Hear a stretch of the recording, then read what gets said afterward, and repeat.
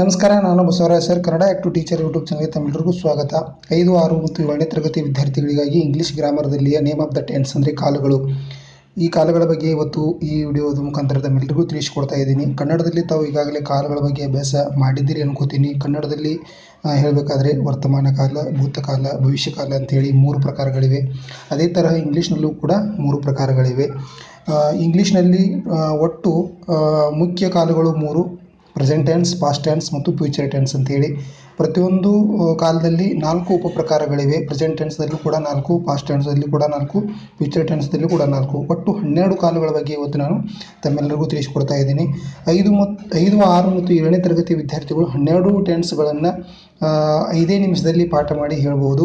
ಒಂದು ಸಣ್ಣ ಟ್ರಿಕ್ಕನ್ನು ಹೇಳ್ಕೊಡ್ತಾ ಇದ್ದೀನಿ. ಕೇವಲ 7 ಶಬ್ದಗಳನ್ನು ನಾವು ಕಂಠಪಾಠ ಮಾಡಿದರೆ ಸಾಕು 12 ಕಾಲಗಳನ್ನು ನಾವು ಸರಳವಾಗಿ ಹೇಳ್ಬೋದು ಅಂತ ಹೇಳ್ತಾ ಈ ವಿಡಿಯೋನ ಸ್ಟಾರ್ಟ್ ಮಾಡ್ತಾ ಇದ್ದೀನಿ. ಸ್ಟಾರ್ಟ್ ಮಾಡೋಕ್ಕಿಂತ ಮುಂಚೆ ತಮ್ಮೆಲ್ಲರಿಗೂ ಒಂದು small request, Kannada active teacher YouTube ಚಾನಲ್ನ ಸಬ್ಸ್ಕ್ರೈಬ್ ಮಾಡ್ಕೊಂಡಿಲ್ಲ ಅಂದರೆ ಈಗಲೇ ಸಬ್ಸ್ಕ್ರೈಬ್ ಮಾಡ್ಕೊಳ್ಳಿ ಮತ್ತು ಬದಿಯ ಬೆಲ್ಲನ್ನು ಒತ್ತಿ, ಯಾಕೆಂದರೆ ನಾವು ಅಪ್ಲೋಡ್ ಮಾಡೋ ಹೊಸ ವಿಡಿಯೋಗಳು ಎಲ್ಲಕ್ಕಿಂತ ಮುಂಚೆ ತಾವು ನೋಡಲು ಸಾಧ್ಯ ಅಂತ ಹೇಳ್ತಾ ಈ ಒಂದು ವಿಡಿಯೋನ ಸ್ಟಾರ್ಟ್ ಮಾಡ್ತಾ ಇದ್ದೀನಿ.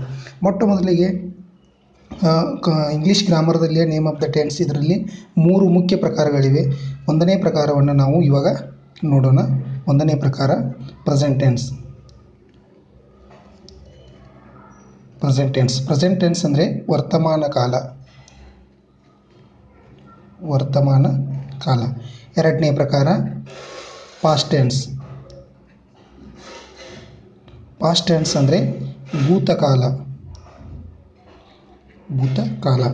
3ನೇ ಪ್ರಕಾರ ಫ್ಯೂಚರ್ ಟೆನ್ಸ್. ಫ್ಯೂಚರ್ ಟೆನ್ಸ್ ಅಂದರೆ ಭವಿಷ್ಯಕಾಲ. ಕನ್ನಡದಲ್ಲಿ ತಾವು ಕೂಡ ವರ್ತಮಾನ ಕಾಲ, ಭೂತಕಾಲ ಮತ್ತು ಭವಿಷ್ಯಕಾಲ ಬಗ್ಗೆ ಅಭ್ಯಾಸ ಮಾಡಿದ್ದೀರಿ ಅನ್ಕೋತೀನಿ. ಮಾಡಿಲ್ಲ ಅಂದರೆ ಕೆಳಗೆ ಕಾಮೆಂಟ್ಸ್ ಮಾಡಿ, ನಾನು ಮತ್ತೆ ಕನ್ನಡದ ಬಗ್ಗೆ ವಿಡಿಯೋಗಳನ್ನು ಮಾಡಲು ಪ್ರಯತ್ನ ಮಾಡುತ್ತೇನೆ. ಈಗ ಈ ಇಂಗ್ಲೀಷ್ನಲ್ಲಿ ಮುಖ್ಯ 3 ಪ್ರಕಾರಗಳಿವೆ: ಪ್ರೆಸೆಂಟ್ ಟೆನ್ಸ್, ಪಾಸ್ಟ್ ಟೆನ್ಸ್ ಮತ್ತು ಫ್ಯೂಚರ್ ಟೆನ್ಸ್. ಇದರಲ್ಲಿ ಪ್ರತಿಯೊಂದರಲ್ಲಿ 4 ಉಪಪ್ರಕಾರಗಳಿವೆ. ಪ್ರೆಸೆಂಟ್ ಟೆನ್ಸಲ್ಲಿ 4 ಉಪಪ್ರಕಾರ, ಪಾಸ್ಟ್ದಲ್ಲಿ 4, ಫ್ಯೂಚರ್ದಲ್ಲಿ 4.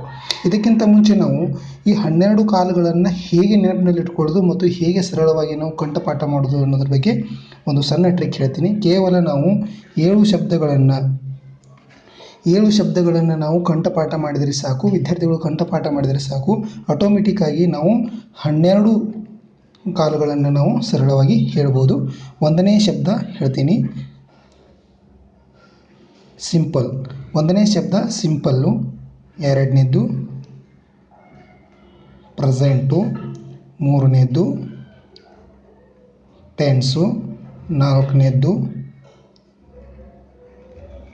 ಫ್ಯೂಚರು. 5ನೇದ್ದು ಪಾಸ್ಟು. 6ನೇದ್ದು ಕಂಟಿನ್ಯೂವಸ್.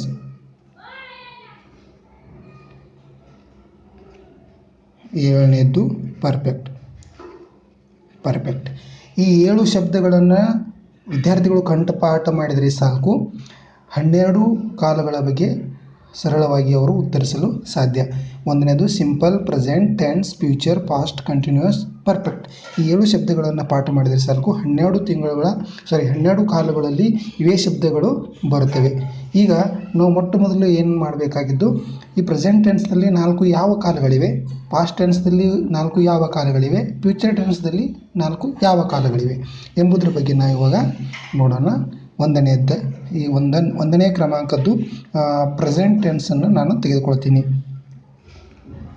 ಪ್ರೆಸೆಂಟ್ ಟೆನ್ಸ್ ಅಂದರೆ ವರ್ತಮಾನ ಕಾಲ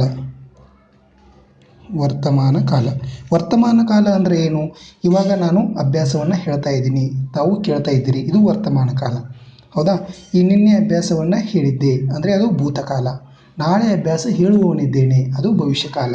ಪ್ರೆಸೆಂಟ್ ಟೆನ್ಸ್ ಅಂದರೆ ವರ್ತಮಾನ ಕಾಲ. ಈಗ ನಾನು ಅಭ್ಯಾಸವನ್ನು ತಮ್ಮೆಲ್ಲರಿಗೆ ಹೇಳ್ಕೊಡ್ತಾ ಇದ್ದೀನಿ. ಓಕೆ, ಈ ಪ್ರೆಸೆಂಟ್ ಟೆನ್ಸ್ದಲ್ಲಿ 4 ಉಪಪ್ರಕಾರಗಳು ಯಾವುವು ನೋಡೋಣ. 1ನೇದ್ದು simple present tense. Simple present tense ಅಂದರೆ ಏನು? ಸಾದಾ ವರ್ತಮಾನ ಕಾಲ.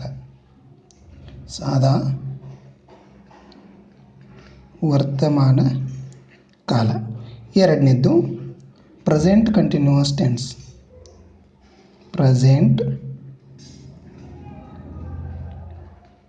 Continuous tense. Present continuous tense ಅಂದರೆ ಅಪೂರ್ಣ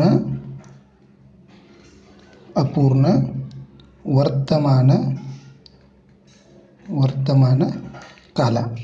ಇನ್ನು ಮೂರನೇ ಪ್ರಕಾರ ತಿಳ್ಕೊಳ್ಳೋಣ. ಮೂರನೇದು present perfect tense. Present perfect tense ಅಂದರೆ ಪೂರ್ಣ ವರ್ತಮಾನ ಕಾಲ.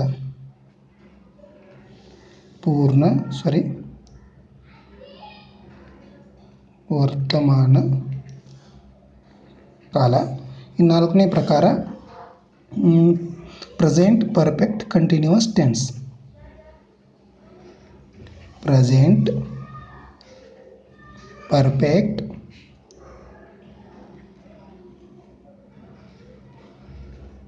Continuous tense. Present perfect continuous tense ಅಂದರೆ ಏನು? ಪೂರ್ಣ ವರ್ತಮಾನ ಕಾಲ. ಪೂರ್ಣ ವರ್ತಮಾನ ಕಾಲ. ನೋಡಿದ್ರಲ್ಲ ವಿದ್ಯಾರ್ಥಿಗಳೇ, ಈ ಪ್ರೆಸೆಂಟ್ ಟೆನ್ಸಲ್ಲಿ 4 ಉಪಪ್ರಕಾರಗಳಿವೆ. ಮುಖ್ಯ ಪ್ರಕಾರಗಳು ಯಾವುವು? Present tense, past tense, future tense, ವರ್ತಮಾನ ಕಾಲ, ಭೂತಕಾಲ, ಭವಿಷ್ಯಕಾಲ.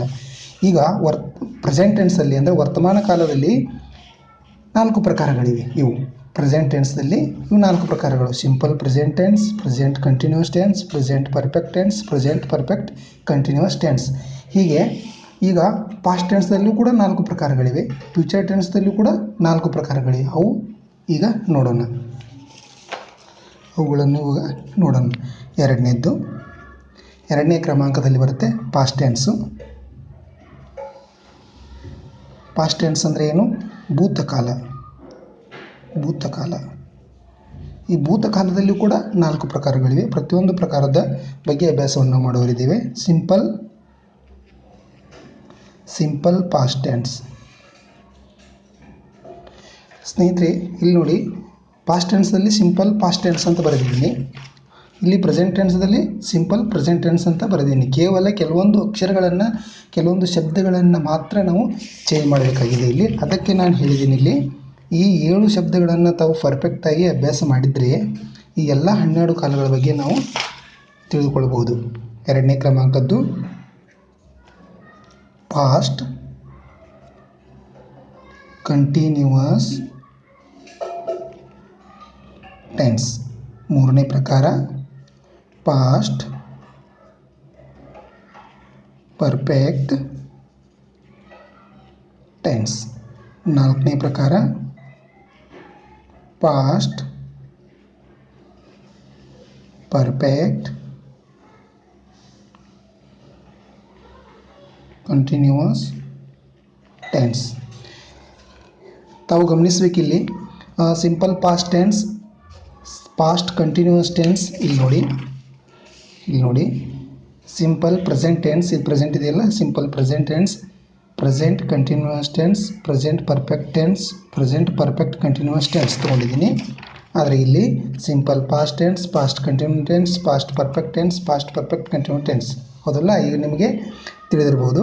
ಇನ್ನು ಮೂರನೇ ಪ್ರಕಾರ ಅಂದರೆ ಮೂರನೆಯ ಮುಖ್ಯ ಕಾಲ ಯಾವುದು? ಫ್ಯೂಚರ್ ಟೆನ್ಸ್ ಇದೆ. ಫ್ಯೂಚರ್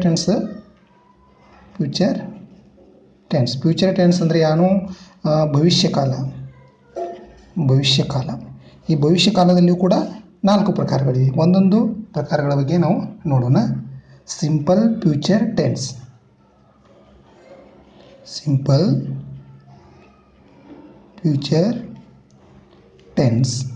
ಎರಡನೇ ಪ್ರಕಾರ ಫ್ಯೂಚರ್ ಕಂಟಿನ್ಯೂಸ್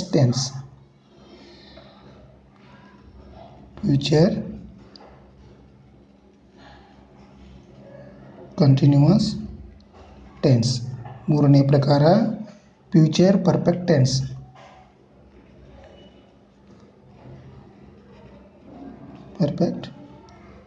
ಟೆನ್ಸ್.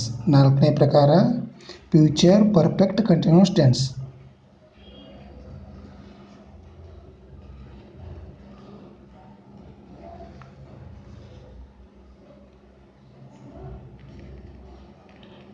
ಈ ಕಂಟಿನ್ಯೂಸ್ ಬರೆಯುವಾಗ ಸ್ವಲ್ಪ ಸ್ಪೆಲ್ಲಿಂಗ್ ಜಂಬ್ಲಿಂಗ್ ಆಗುತ್ತೆ. Continuous tense. ಓಕೆ, ಇಲ್ಲಿ ತಾವು ಗಮನಿಸ್ತಾ ಇದ್ದೀರಿ simple past tense, simple future tense. ಇದು ಫ್ಯೂಚರ್ ಟೆನ್ಸಲ್ಲಿ, ಇದು ಪಾಸ್ಟ್ ಟೆನ್ಸಲ್ಲಿ. ಪಾಸ್ಟ್ ಕಂಟಿನ್ಯೂ ಟೆನ್ಸ್ ಮುಖ್ಯ ಕಾಲ ಪಾಸ್ಟ್ ಕಂಟಿನ್ಯೂ ಟೆನ್ಸ್. ಫ್ಯೂಚರ್ ಟೆನ್ಸ್ದಲ್ಲಿ future continue tense. Past perfect tense, future perfect tense. Past perfect continue tense, future perfect continue tense. ಅಂದರೆ ಕೇವಲ ಕೆಲವೊಂದು ಶಬ್ದಗಳನ್ನು ಮಾತ್ರ ನಾವು ಇದರಲ್ಲಿ ಬದಲಾವಣೆ ಕಾಣಬಹುದು. ಉಳಿದೆಲ್ಲ ಶಬ್ದಗಳು ಅವೇ ಶಬ್ದಗಳು ಇದರಲ್ಲಿ ಬರುತ್ತೆ. ವಿದ್ಯಾರ್ಥಿಗಳೇ, ನಾಳಿನ ಒಂದು ವಿಡಿಯೋದಲ್ಲಿ ನಾನು ಪ್ರೆಸೆಂಟ್ ಟೆನ್ಸ್ ಅಂದರೆ ವರ್ತಮಾನ ಕಾಲದಲ್ಲಿಯ ಸಿಂಪಲ್ ಪ್ರೆಸೆಂಟ್ ಟೆನ್ಸ್ ಬಗ್ಗೆ ಕೆಲವೊಂದು ವಾಕ್ಯಗಳನ್ನು ಇಟ್ಕೊಂಡು ಯಾವ ರೀತಿ ತಾವು ಸಿಂಪಲ್ ಪ್ರೆಸೆಂಟ್ ಟೆನ್ಸ್ದಲ್ಲಿ ವಾಕ್ಯಗಳನ್ನು ಗುರುತಿಸಬಹುದು ಮತ್ತು ಬರೀಬಹುದು ಎಂಬುದರ ಬಗ್ಗೆ ಒಂದು ವಿಡಿಯೋವನ್ನು ಮಾಡ್ತಾ ಇದ್ದೀನಿ. ದಯವಿಟ್ಟು ನಮ್ಮ ಕನ್ನಡ ಆ್ಯಕ್ಟಿವ್ ಟೀಚರ್ ಯೂಟ್ಯೂಬ್ ಚಾನಲ್ನ ಸಬ್ಸ್ಕ್ರೈಬ್ ಮಾಡಿಕೊಳ್ಳಿ. ತಮಗೆ ನೋಟಿಫಿಕೇಷನ್ ಬಂದ ಮೇಲೆ ತಾವು ವಿಡಿಯೋಗಳನ್ನ ನೋಡ್ಬೋದು. ಈ ಒಂದು ವಿಡಿಯೋ ಇಷ್ಟ ಆಗಿತ್ತಂದರೆ ತಾವು ಲೈಕ್ ಮಾಡ್ಬೋದು ಮತ್ತು ನಿಮ್ಮ ಸ್ನೇಹಿತರಿಗೆ ಶೇರ್ ಮಾಡ್ಬೋದು. ಈ 7 ಶಬ್ದಗಳನ್ನು ಮಾತ್ರ ನೀವು ಇವತ್ತು ಕಂಠಪಾಠ ಮಾಡಿ. ನಾಳಿನ ಒಂದು ವಿಡಿಯೋದಲ್ಲಿ ಸಿಂಪಲ್ ಪ್ರೆಸೆಂಟ್ ಟೆನ್ಸ್ ಬಗ್ಗೆ ಹೇಳಿಕೊಡುವನಿದ್ದೇನೆ. ಆವಾಗ ಈ 7 ಶಬ್ದಗಳು ತಮಗೆ ಕಂಠಪಾಠ ಆಗಿದ್ದರೆ ಮುಂದಿನ ಒಂದು ಗ್ರಾಮರ್ ಕಲೀಲಿಕ್ಕೆ ತುಂಬ ಅನುಕೂಲವಾಗುತ್ತೆ ಅಂತ ಹೇಳ್ತಾ ಈ ಒಂದು ವಿಡಿಯೋವನ್ನು ಮುಗಿಸ್ತಾ ಇದ್ದೀನಿ. ನಮಸ್ಕಾರ.